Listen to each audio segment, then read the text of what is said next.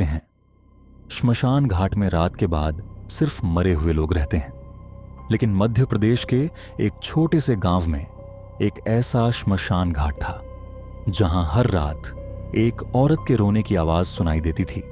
गांव वाले कहते थे जिसने भी उस आवाज का पीछा किया वो कभी पहले जैसा वापस नहीं लौटा।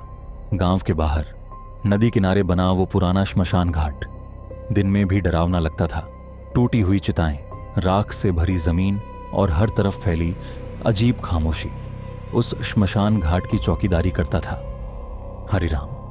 लगभग 20 सालों से हरिराम ने ना जाने कितनी लाशों को जलते देखा था, लेकिन उसे नहीं पता था कि एक रात उसकी जिंदगी हमेशा के लिए बदलने वाली है।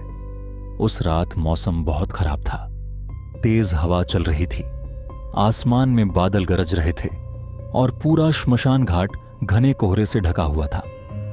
रात के करीब 2 बजे हरिराम अपनी पुरानी लालटेन लेकर श्मशान में घूम रहा था। तभी अचानक उसे किसी औरत के रोने की आवाज सुनाई दी। वो आवाज बहुत दर्द भरी थी। हरिराम रुक गया।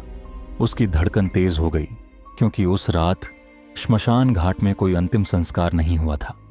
फिर ये आवाज कहां से आ रही थी? हरिराम धीरे धीरे उस आवाज की तरफ बढ़ने लगा। चारों तरफ घना कोहरा फैला हुआ था। तभी उसने उसे देखा। सफेद साड़ी पहने एक औरत एक बुझी हुई चिता के सामने बैठी रो रही थी। उसके लंबे काले बाल जमीन तक लटक रहे थे और उसका चेहरा दिखाई नहीं दे रहा था। हरिराम डर गया, लेकिन उसने हिम्मत करके पूछा, कौन हो तुम? और तभी वो औरत धीरे धीरे खड़ी हुई, लेकिन उसने पीछे मुड़कर नहीं देखा। बस बहुत धीमी आवाज में बोली, मेरा बेटा अभी जिंदा है, उसे मत जलाओ।